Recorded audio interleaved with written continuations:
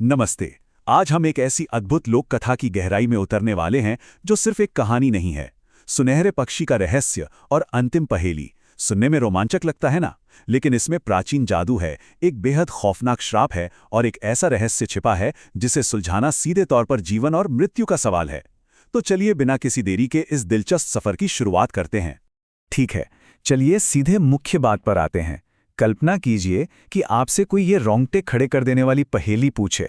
मैं जल हूं पर पिया नहीं जाता, मैं दर्पण हूं पर दिखता नहीं, मैं जीवन हूं पर छूते ही पत्थर कर देता हूं, मैं वहीं मिलता हूं जहां टूटे देव सोते हैं। सोचिए जरा, ये कोई आम दिमागी कसरत नहीं है। इस कहानी में अगर किसी ने इसका गलत जवाब दिया तो वो उसी पल हमेशा के लिए पत्थर की मूरत बन जाता है। इस एक पहेली ने पूरे जंगल में खौफ फैला रखा था। अब आप सोच रहे होंगे कि ये सब हो कहाँ रहा था। तो चलिए उस भयानक जंगल की ओर चलते हैं जहां इस जादुई मैना का आतंक छाया हुआ था।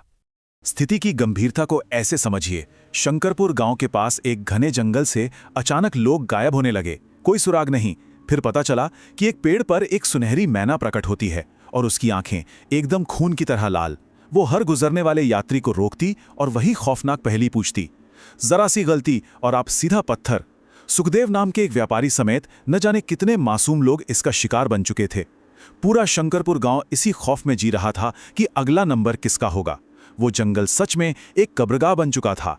जब भी किसी समाज पर ऐसा कोई बड़ा संकट आता है ना, तभी नेतृत्व और इंसानी चरित्र की असली परख होती है। और यहां हमें दो बिल्कुल अलग तरह के लोग देखने को मिलते हैं। देखिए, एक तरफ है राजा विक्रम। एक राजा का काम प्रजा की रक्षा करना होता है, राइट?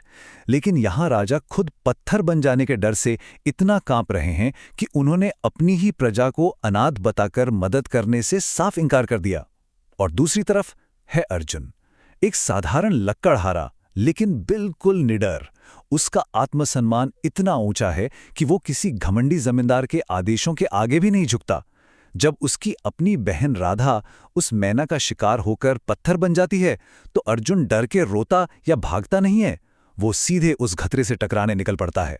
लेकिन अर्जुन की सबसे खास बात यह थी कि वो सिर्फ कुल्हाड़ी उठाकर जोश में नहीं गया था। उसे पता था कि इस पहेली को कैसे सुलझाना है।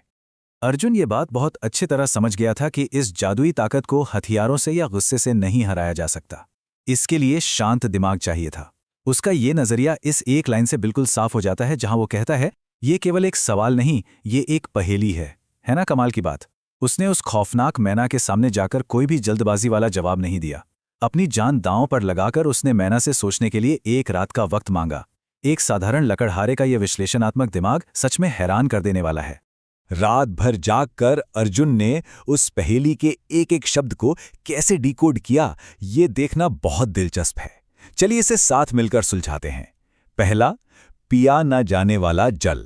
जाहिर है ये कोई जादुई पानी है।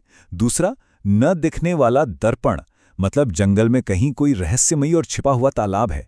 तीसरा, छूते ही पत्थर कर दे, यानी वो तालाब कोई आम तालाब नहीं बल्कि श्रापित है। चौथा, जहां टूटे देव सोते हैं, ये सीधा इशारा था घने जंगल के बीचों बीच मौजूद एक पुराने खंडहर हो चुके मंदिर की तरफ। और अंत में अपने भीतर के प्रश्न का उत्तर, जिसका सीधा अर्थ था कि उस खंडहर के अंदर कोई मायावी रक्षक है जो उसकी परीक्षा लेगा। अर्जुन ने पूरी पहेली को एक वैज्ञानिक की तरह सुलझा लिया। अर्जुन की इस शानदार तार्किक सोच ने उसे जंगल के सबसे गहरे और खतरनाक हिस्से में पहुंचा दिया, उस पुराने खंडहर में।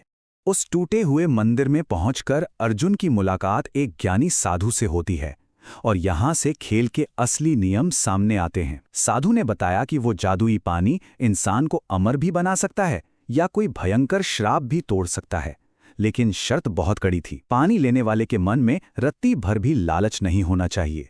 उसका हृदय बिल्कुल निस्वार्थ होना चाहिए। उस तालाब की रक्षा एक बेहद खतरनाक मायावी राक्षस कर रहा था और गलत जवाब का मतलब था हमेशा के लिए पत्थर। और एक सबसे चौंकाने वाली बात पता है क्या सामने आई? वो खौफनाक मैना खुद भी कोई जन्मजात राक्षसी नहीं थी, बल्कि वो खुद एक श्रापित शिकार थी।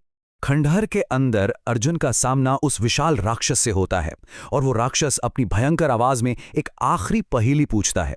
ऐसी कौन सी चीज है जिसे जितना बांटो उतनी बढ़ती है, जिसे जितना छुपाओ उतनी कम होती है, जिसे खोदो तो मनुष्य अकेला हो जाता है और जिसे पालो तो मनुष्य अमरता से भी बड़ा सुख पा सकता है? जरा सोचिए, इसका उत्तर क्या हो सकता है?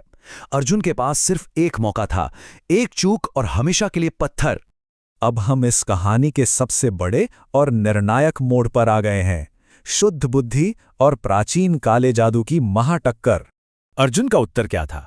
सिर्फ एक अचूक शब्द, विश्वास। जी हां, दृढ़ विश्वास। इस एक शक्तिशाली शब्द ने उस मायावी राक्षस के सारे अहंकार और मायाजाल को वहीं चकनाचूर कर दिया। और देखते ही देखते वो अजय राक्षस खुद रंग बिरंगी किरणों के बीच तड़पता हुआ पत्थर की मूरत में बदल गया।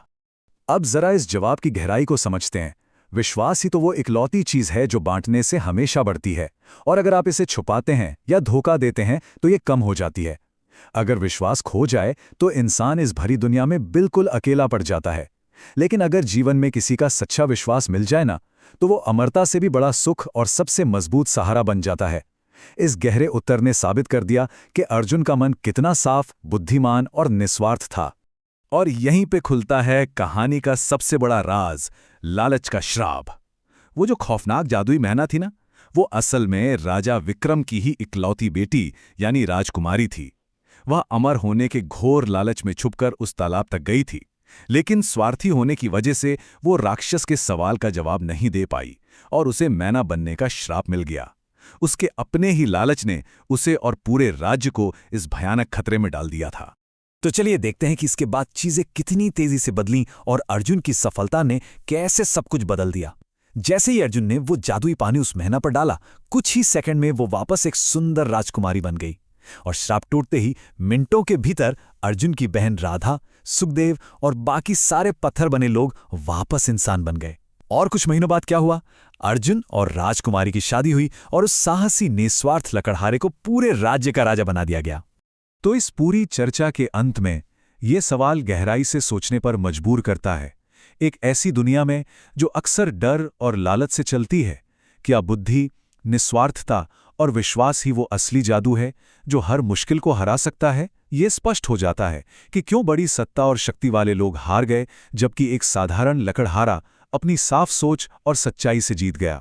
आज के इस सफर में हमारे साथ जुड़ने के लिए बहुत बहुत धन्यवाद। इसी तरह नई चीजों को समझते रहिए और सीखते रहिए।